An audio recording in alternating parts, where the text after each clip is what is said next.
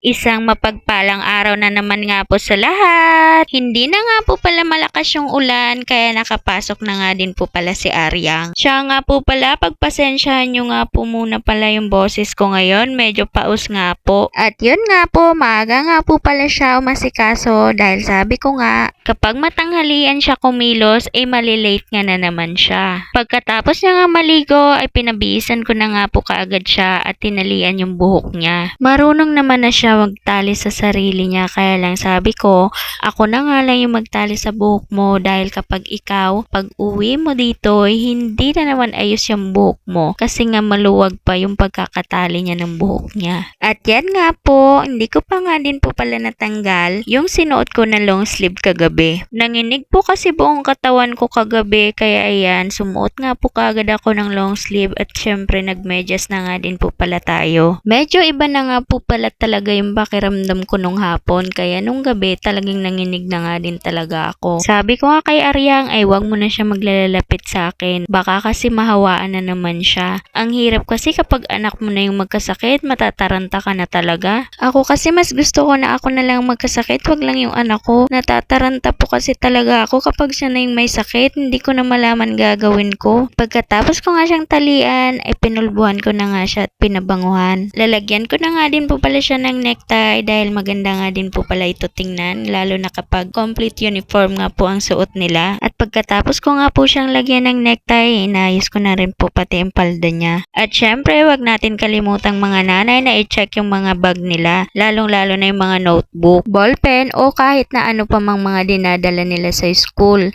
Baka kasi kulang-kulang yung mga gamit nila, kawawa din sila, walang magagamit. Pinapadalhan ko nga din po pala siya ng extra na damit para po kapag pawis na siya sa tanghali, ay pwede siya pumalit ng damit para hindi matuyuan yung likod niya ng pawis. Buti na lang talaga maaga siya gumising, kung hindi matataranta na naman talaga siyang kumilos. Syempre hahabulin niya yung oras para di siya malate. Kaya tayong mga magulang, hanggat gustong gusto mag-aral ng mga anak natin, dapat suportahan din natin ang husto para syempre maging inspirasyon din nila yung pagsusuporta natin sa kanila at mas lalo pa nilang sipagan sa pag-aaral. At yan nga po, binigyan ko na nga din po siya ng baon niya. Hindi po kasi siya nakapagkape or nakakain. Sabi ko sa kanya, doon ka na lang sa kantin ng school niyo bumili ng pagkain mo. Marami ka din kasing mapipiling mga pagkain doon sa kantin ng school nila. Kaya kapag hindi nga ako nakakabangon ng maaga para magluto ng makakain niya, ay pinapabaunan ko na nga lang din po pala talaga siya ng pera na pambili niya doon sa kantin nila. At yan nga po, ay pinasuot ko na nga din po kaagad sa kanya yung bag niya. Para sabi ko nga ay makapasok na nga siya. Naghihintay na din kasi sa labas si papa niya para nga ihatid siya. At yun nga po,